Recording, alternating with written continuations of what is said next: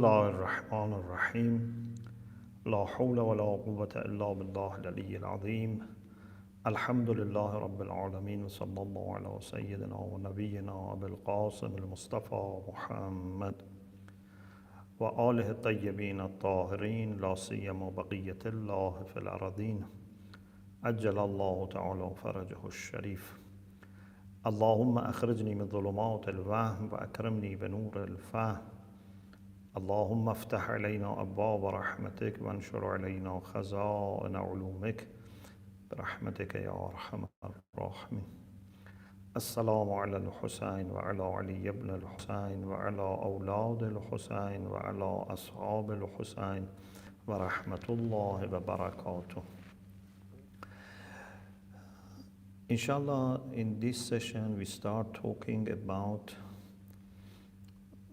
what we need to observe in the 7 years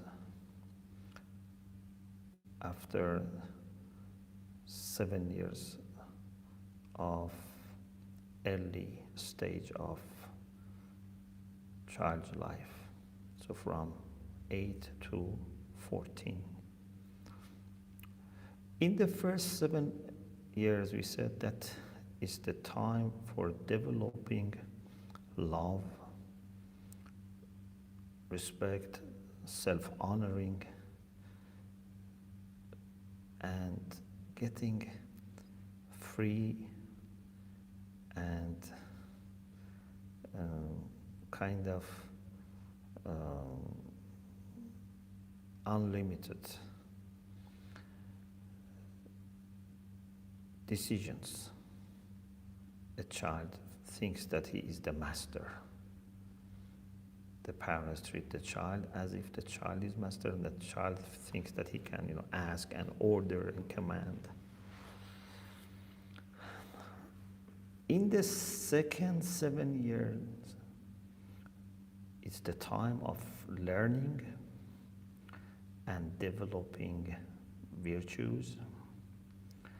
So when it comes to Mahdawi Tarbiyah, in the 7 years after the first 7 years, we need to make sure that a child who has already developed love and self-respect is now able to base his love for Imam Mahdi ajjallahu ta'ala farajahu sharif on a firm foundation of beliefs. So teaching aqaid, especially knowing Imams, and in particular knowing Imam of our time, is very important in this time. This is the time that children go to a school or do homeschooling. They can get engaged in serious learning. So let us discuss this. Maybe we need 2 sessions at least to discuss the 7 years from 8 to 14. Some of the characteristics of this period of life is that, number 1, this is the time for learning and obtaining proper manners. Learning in general and proper manners in practical way of life. Like honesty, like truthfulness, kindness, being organized, etc. Rasulullah sallallahu alaihi wasallam, according to a hadith in Al-Kafi, said, وَيَتَعَلَّمُ الْكِتَابَ 7 سِنِينَ. In the first 7 years, as I said, learning should be limited to something that the child would enjoy. If you can teach a child in this first 7 years in the way that the child takes it like a game, like a play, enjoying, that's fine. But to put child under restriction and restrict discipline, that from this time to this time you have to sit in this place and learn this, you will be examined, you have to do this assignment, as something that the child feels not happy and feels it's imposed. This is not helpful. But in the 7 years after that, the time for learning. يَتَعَلَّمُ الْكِتَابَ سَبْعَ سِنِينَ, learns the book of Allah for 7 years, meaning from 8 to 14. Or in another hadith, وَيُؤَدَّبُ سَبْعَ سِنِينَ. This is in Wasa'il al-Shia by the late Sheikh. The previous one, يَتَعَلَّمُ الْكِتَابَ سَبْعَ سِنِينَ, was in Al-Kafi by Sheikh Kulayni.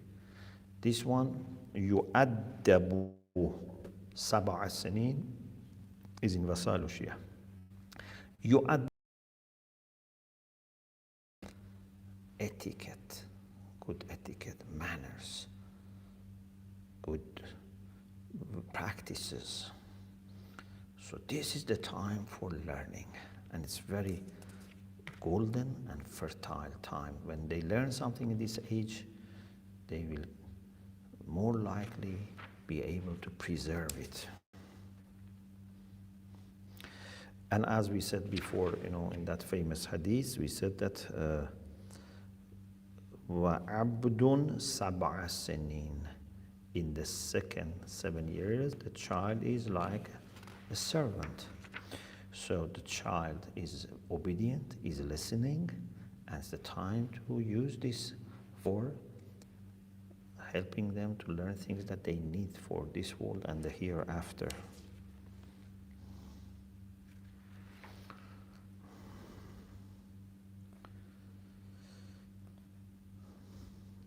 The child must learn in this period, in addition to secular subjects, Islamic thought, Tawheed, Nubuwwah, Ma'ad, in particular Imamah and Imamah of Imam Mahdi Ajalallahu Ta'ala Farajahu Sharif.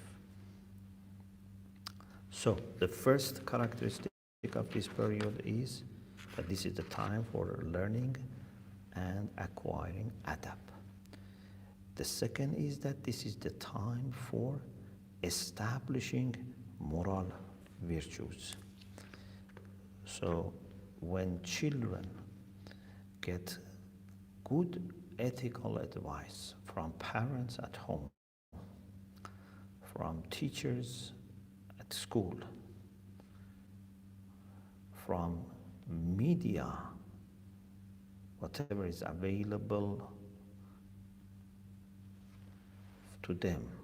Inshallah, we discussed that we shouldn't make everything available to them, but what we decide it's proper. If they get the same message, mother and father, talk and practice honesty, truthfulness. The child never finds them lying, telling any lies. In the school, he finds the same. On TV, or I don't know if there is a book, there is newspaper, there is a magazine, anything useful that is made available for them. In the stories, they find the same message. Then this child naturally would develop such qualities. Even maybe they don't notice, they don't need to, plan or force themselves. When you are in good environment with good contacts, and everyone is, committed to morality, you yourself naturally become a moral person. And this period is very important. Especially you should appreciate the early years. 8, 9, 10, 11, 12 even. Because when we get to teenage, the child is in a very difficult situation. It's sometimes like a boiling kettle. When the child is physically growing and reaching the age of puberty, when emotions are very high, when the child is very sensitive, the child even has difficulty with understanding, the growth in his body or her body, especially, when girls, go through, many changes in their body and their appearance. So it's very difficult time when someone becomes a teenager, wants to learn to be independent. So we need to utilize early years as soon as possible. 8, 9, 10, 11, 12. It's very important. The rest are very important, but by the passage of time, your choices become more limited. If you have proper work in these early years, then inshallah in teenage also, you can also be successful.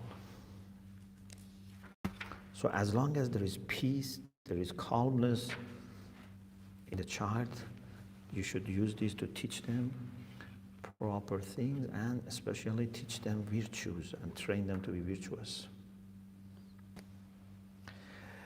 One of the things that we have to consider also is that we need to be teaching them in a gradual way, with good pace, not too fast, not too slow. Look at this beautiful hadith from Imam Sadiq alayhi salam about how Imams taught their children about fasting and what they teach us also to do. Imam Sadiq alayhi salam said, "Inna na'muru sabyanana idha kanu bani sab'a sanin bima ataqu min siyam al-yawm." We ask our children when they become 7 to fast the day as much as they can. فَإِنْ كَانَ إِلَّا نِصْفَ النَّهَارِ أَوْ أَكْثَرَ مِنْ ذَلِكَ أَوْ أَقَلَّ. Maybe they can fast up to midday, maybe they fast before midday, maybe afterwards. Whatever they can. فَإِذَا غَلَبَهُمُ الْعَطَشُ وَالْغَرَثُ أَفْطَرُوا. When then they become too thirsty, too hungry, so that thirst or hunger, is dominant, then they can break their fast. حَتَّى يَتَعَوَّدَ الصَّوْمَ وَيُطِيقُ. It should be maybe يَتَعَوَّدُ الصَّوْمَ, till they get used to fasting. So we don't say you must fast like adults, but we say you start from Fajr as long as you can. Maybe the first few days they can less, or first few weeks, but then it becomes better. Next year becomes even better. So by the time they become, for example, 15 for boys, they have plenty of time to get used to it. Then Imam alayhi salam says, فَمُرُوا سَبْيَانَكُمْ إِذَا كَانُوا بَنِي سَبْعَ سَنِينَ بَنِي تَسْعَ سَنِينَ بِالصِّيَامِ. Imam said we teach them to fast from 7 years, when they are 7 years old. You do it from 9 years old. This is for boys, because as bani means sons. So teach your boys, ask your boys to start fasting from 9 years, when they're 9 years old, from the 9th year of their life. Girls, for example, they have to start fasting if they are capable, healthy, doesn't harm them, when they finish 9 years. But for them also, they can start from earlier, maybe from 7 years, for example, they can start getting used to it as much as they can.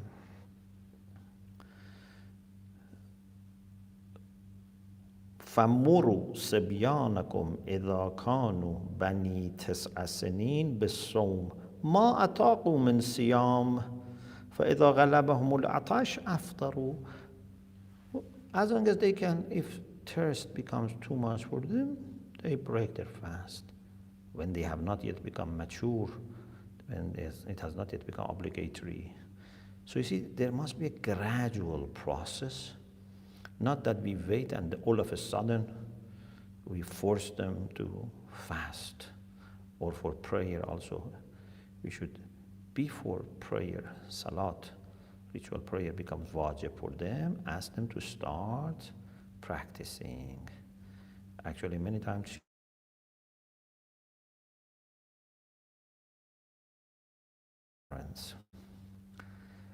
the third point to observe is that a school environment and staff and other students and their families are also very important in these second 7 years. Normally, you cannot teach everything to your child at home. Normally, there can be exceptions. They can learn certain things at home, but they also need certain things to be learned from other people. Sometimes, even if you are a great teacher or a scholar, there are certain things that either out of haya, you cannot say to your child. There are issues that it's better if they learn from someone else. Or sometimes learning needs discipline, needs being very serious. Sometimes they can be kind of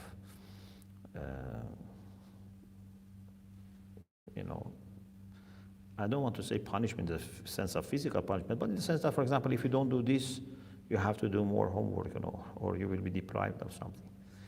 If parents want to do all these things, then their relation can be harmed.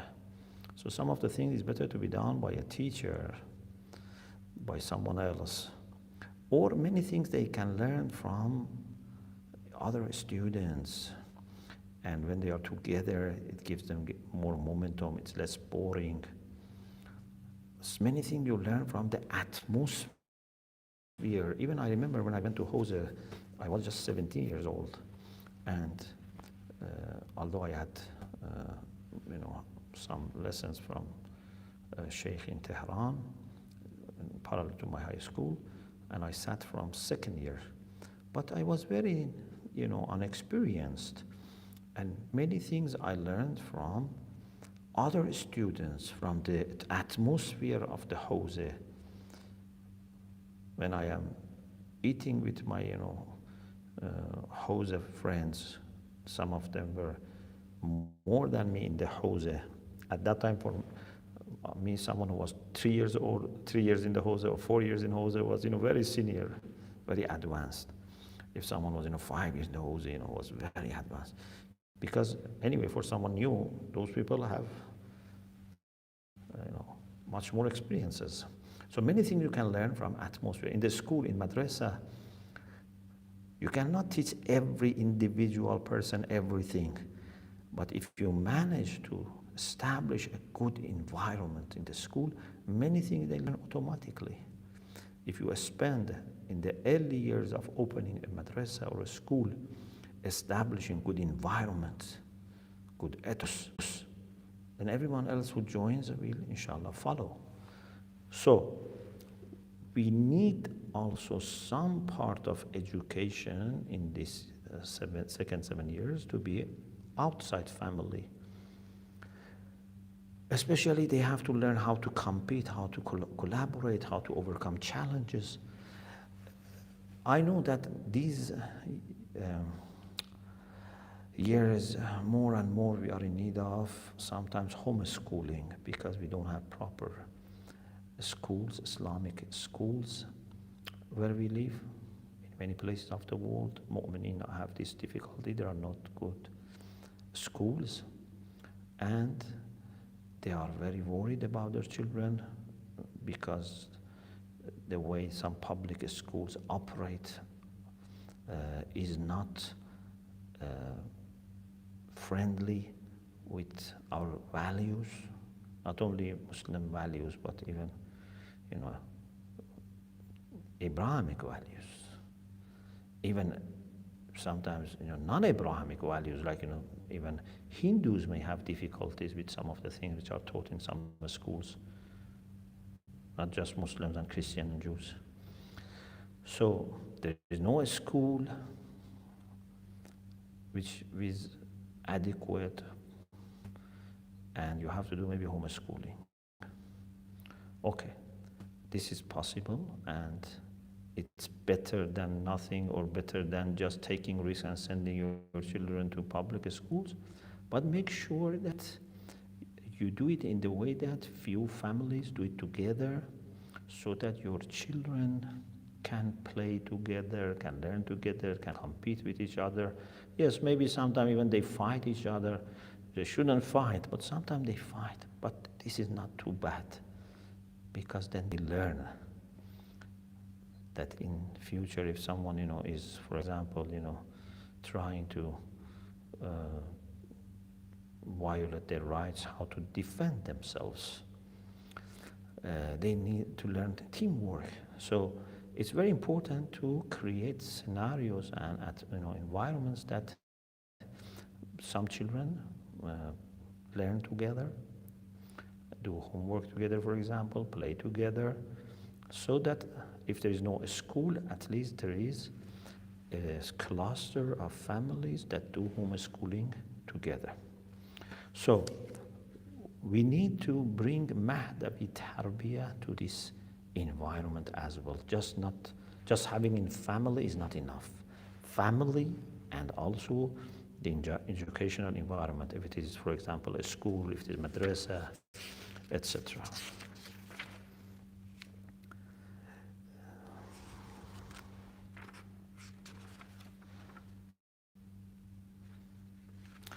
This was the third. The fourth is, this is the time of reaching mental and physical puberty.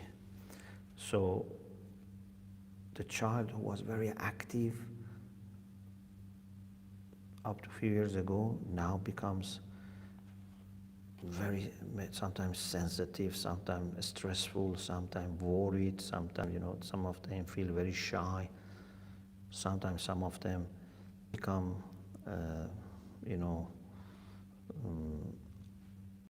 either, for example, isolating themselves, or, they want to be more active, kind of a little bit, aggressive, even with respect to parents.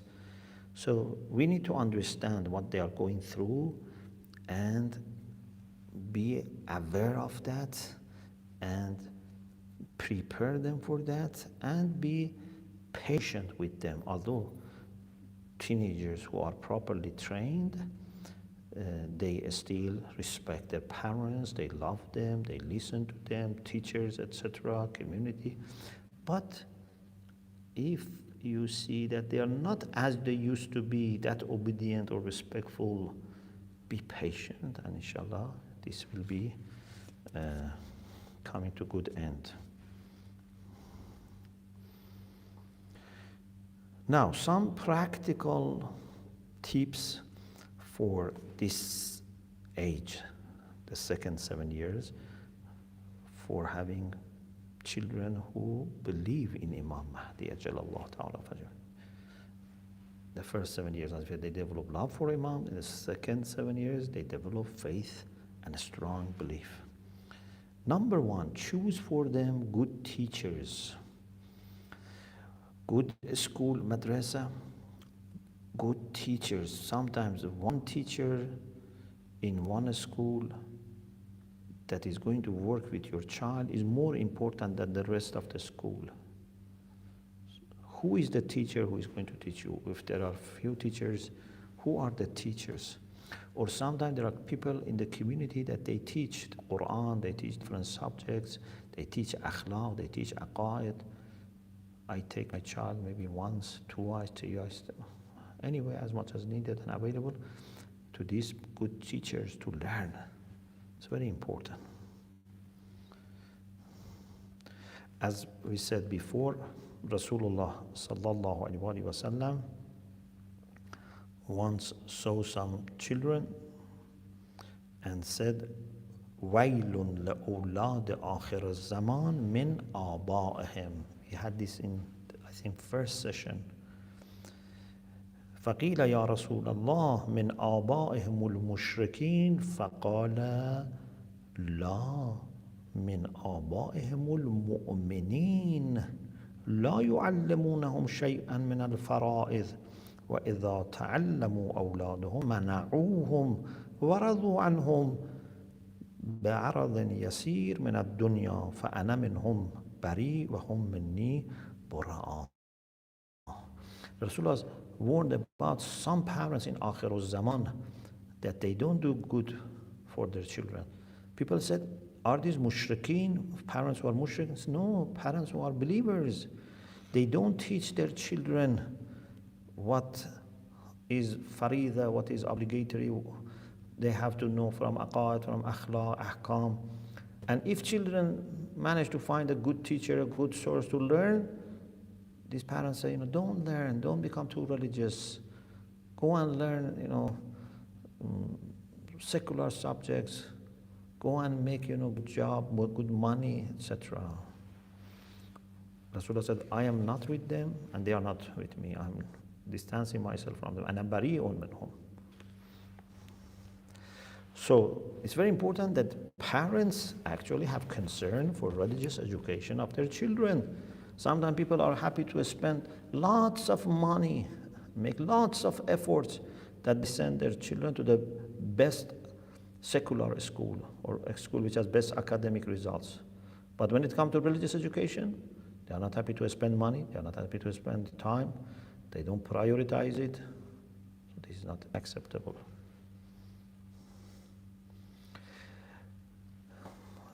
Imam Hussein alayhi salam had a child who learned Suratul Hamd from a teacher. As I said, sometimes even if you are a great teacher, you like your child to have also other people to teach for different reasons. Anyway, this child was taught by Abdul Rahman Sulami Suratul Hamd. Imam Hussein alayhi salam gave Abdul Rahman, when the child recited Suratul Hamd in front of Imam gave the teacher great gifts, lots of money, clothes, and filled his pocket. Some people were surprised why so much Imam is appreciating and presenting gifts to the teacher who has just taught Suratul Hamd. Imam alayhi salam said, what I give him cannot stand next to what he has taught my child. He has taught my child Suratul Hamd. Can Suratul Hamd be put next to anything worldly?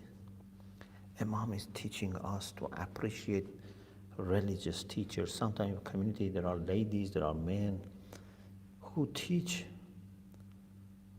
We should not, think that they have to do it free of charge. Yes, they should offer services free of charge without expectation, but we need to support them. We need to give them gifts, hadiyah. And here we should not be miserly. We should be generous to show appreciation, to encourage them, so that also other people also go to this path. They should not do it for the sake of money, but we should also not stop giving money. We should support.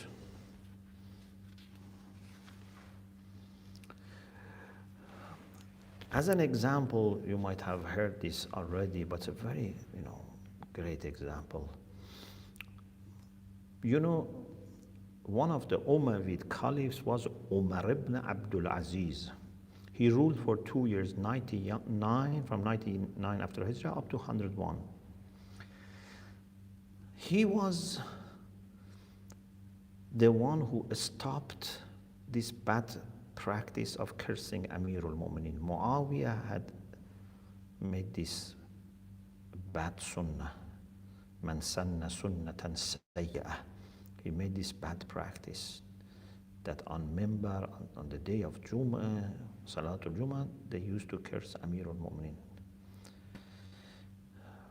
Umar ibn Abdul Aziz stopped this.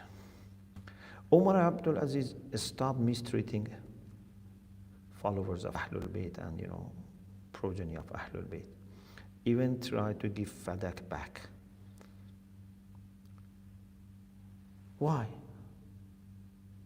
He's an Umayyad Caliph.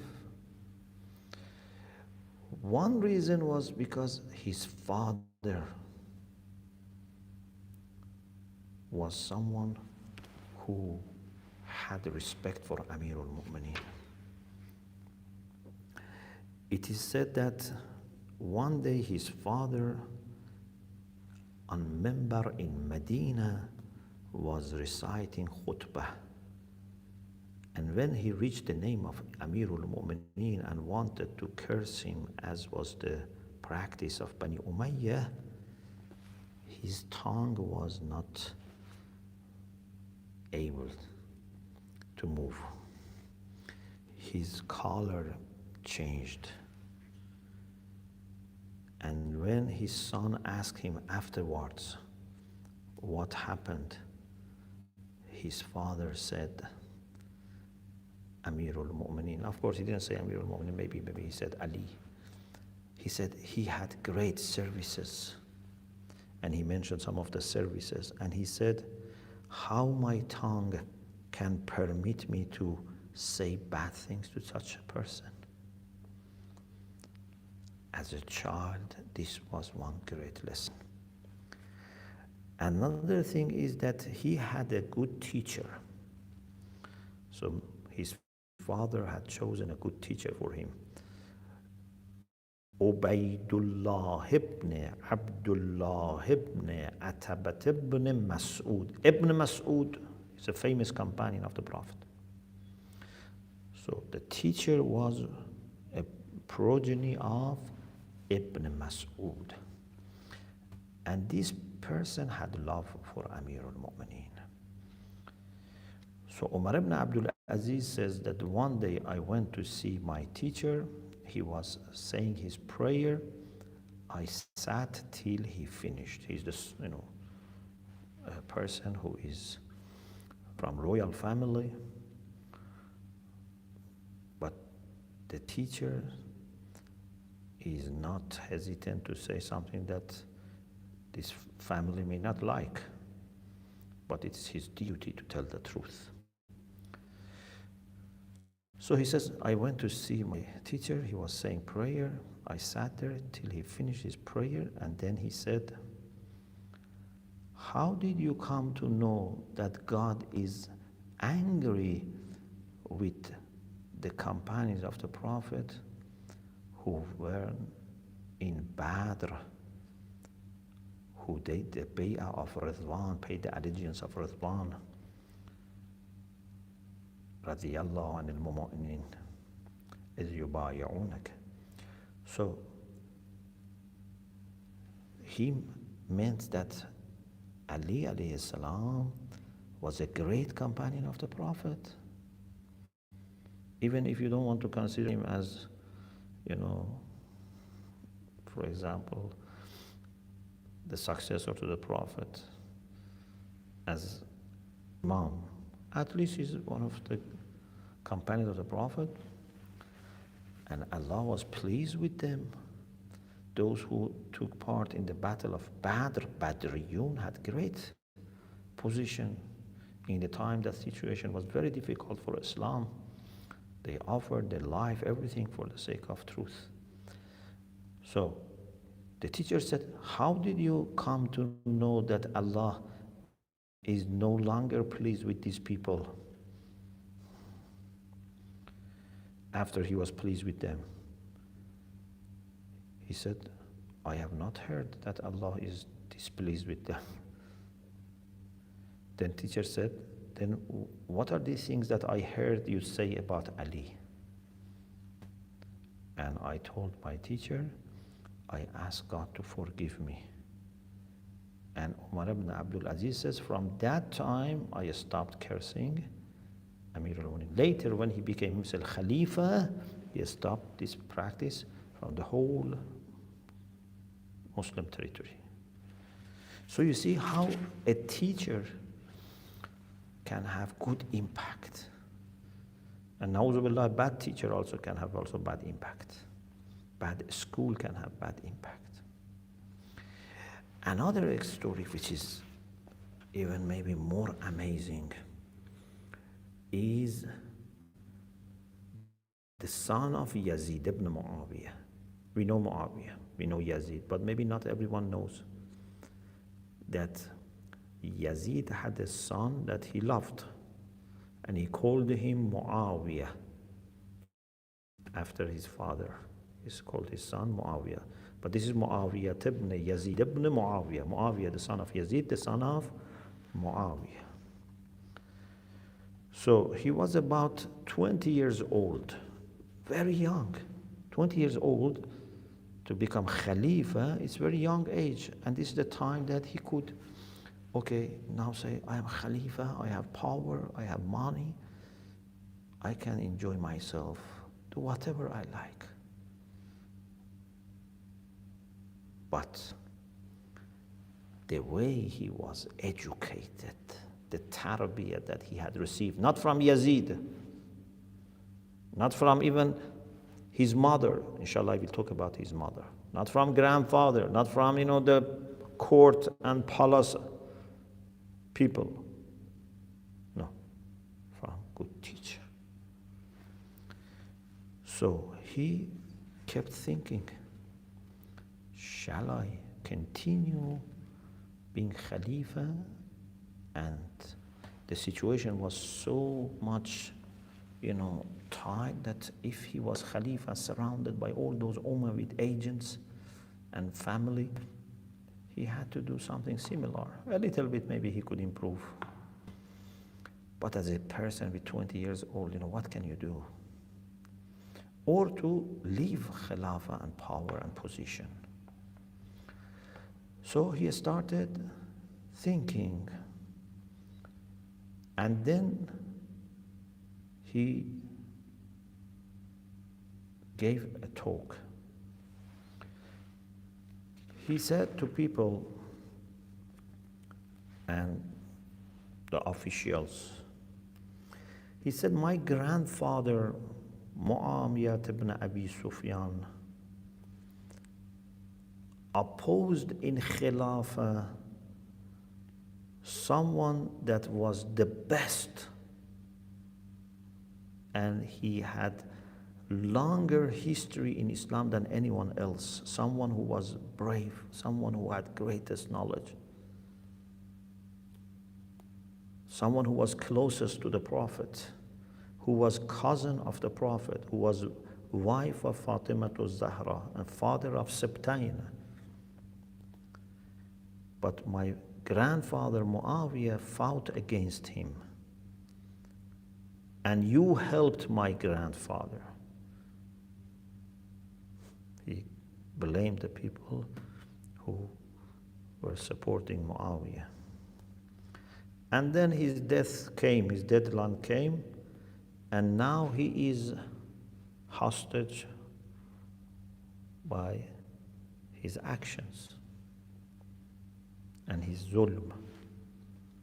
After that power reached my father Yazid, he was not suitable, he was not qualified for Khilafah, and he did what he liked, and he disregarded boundaries of Allah and did greatest injustice to the children of the Prophet. But his governance didn't last, so hostage for what he did. Then he started crying very loud. And then he said, "Oh people, I'm not going to accept the chain of your sins to be put on my neck. You can choose whom you like. I have removed my bay'ah from you and I leave Khilafah. Marwan ibn Hakam, that very vicious person, was very close, sitting next to the Khalifa, Muawiyah ibn Yazid ibn Muawiyah. Marwan said, this is not right, and started to refute what he said and defend Muawiyah and Yazid, etc. But then he addressed Marwan with strong voice and with power. He said, go away from me. You want to deceive me. I have not tasted sweetness of your khilafah, so that now, because of sweetness of power, I would accept the sins which are associated with this. If khilafah was beneficial, unfortunately my father only achieved sins from this. And if khilafah is not beneficial and it's going to lead to misfortune, what my father has achieved is enough. His mother was, I talk about his mother, wife of Yazid, was sitting next to Minbar and said,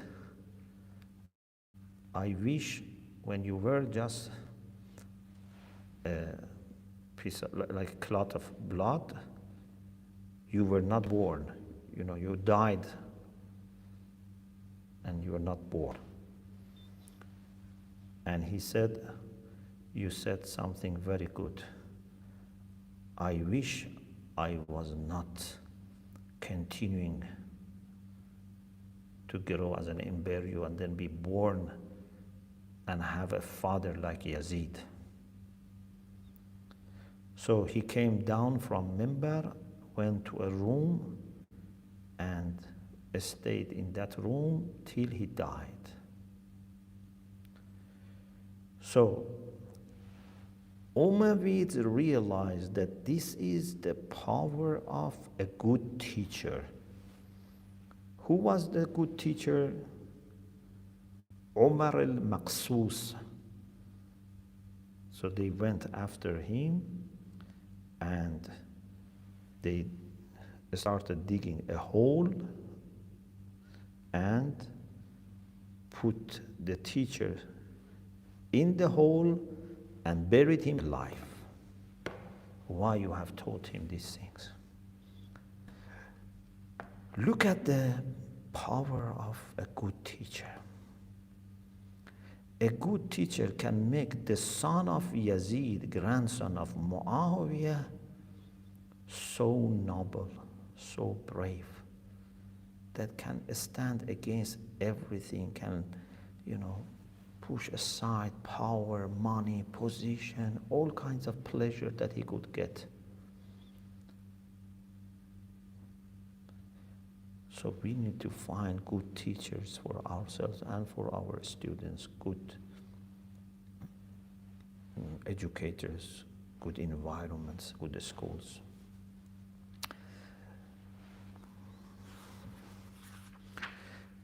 The second practical tip is that in this period, when we teach them religion, we should put very strong emphasis on teaching ma'rifah of imams, and in particular ma'rifah of imam of our time.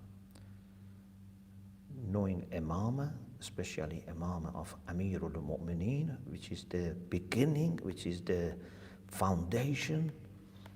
If that is well established and proved, then other imams come very logically after that, and in particular they should know more about Imam Mahdi Ajjalallahu Ta'ala Farajahu Sharif.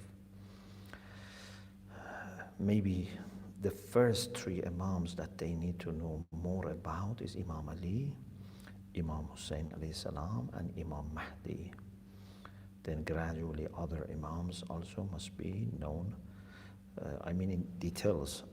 Knowing the names and some biographical can be from very young age, in the first 7 years. But as, subject of a study, so they need to know all imams, but in particular they need to know more about Imam Ali, Imam Hussein, and Imam Mahdi Ajjalallahu Ta'ala Farajahu Sharif. Even some people have said that maybe 50% of their Islamic education should go to knowing Imams and Ahlulbayt and Imam Ali, Imam Hussein, and Imam Mahdi Ajjalallahu Ta'ala Farajahu Sharif. I don't want to fix percentage, but this is very important part of our Aqidah. Tawheed, Nubuwwah, Ma'ad, Imam, they are all connected. But if we don't bring Imam, our understanding is not complete. Allah said, Al-Yawm akmaltu lakum dinakum, on the day of Adir. Wa atmamtu alaykum ni'mati wa raditu lakum al-Islam dina.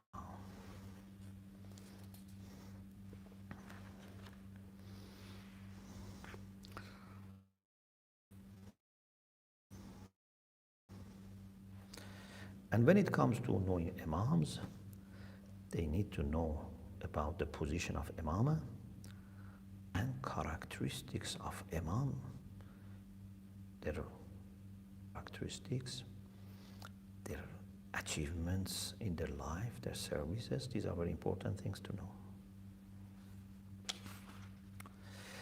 The third thing which is very important in this second 7 years is to emphasize on Salat.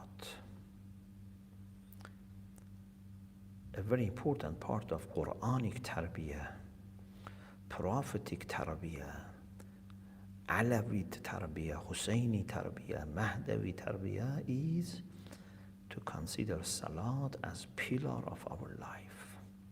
As-salatu amududdin. Salat is the pillar of faith, so it has to be pillar of our life.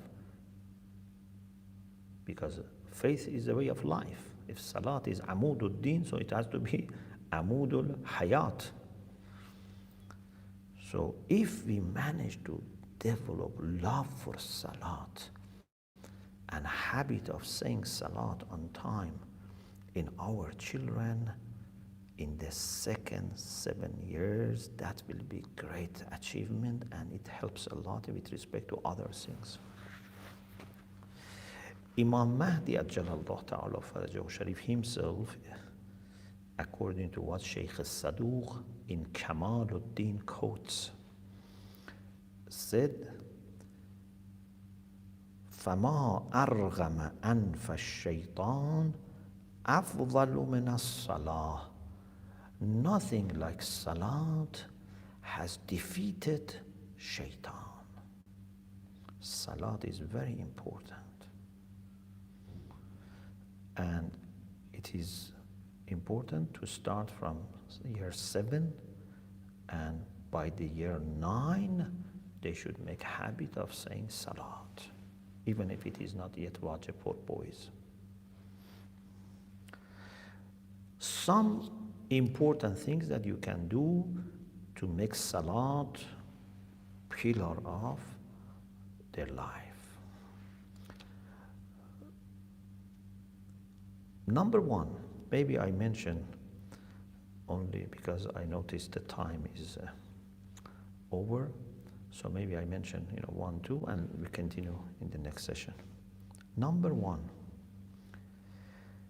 we should make a beautiful environment around Salat, starting with good place for saying Salat at home, providing them with beautiful prayer mat, for girls beautiful chador or abaya for Salat, for boys maybe special prayer mat, maybe ring, maybe some special dress for that they use it for salat, for example. Maybe a small above this outfit for them when they want to say prayer. Maybe a small ring, maybe some perfume. So the surrounding of prayer, if there is a musalla at home, that would be great. And then buy for them some gifts to show appreciation of their regular performance of salat. So these are the things that can make a culture of salat at home and family. And then in home and in a school, the place for prayer can be beautified by putting some good calligraphy, maybe not in the face, but for example behind, something on the boards, on the wall, some writing, some hadith, some stories. So all opportunities which are there to give direct and indirect messages. Sometimes indirect can be more useful, but direct also are important. Unfortunately, sometimes we see the place for salat in a school, in madrasa, is not the best place available. Maybe they keep good places for classrooms, for offices. They say salat is just for a few minutes. This is wrong. Salat has to be performed, if not in the best place, in one of the best places, in the school, in madrasa, in the centers, in organizations. In some offices they have a place for prayer. Sometimes it is in a good place, sometimes they put in the basement, near, I don't know, a storage. This is not right. Salat is the place that we meet Allah subhanahu wa ta'ala. So we need to be putting this in a very high position.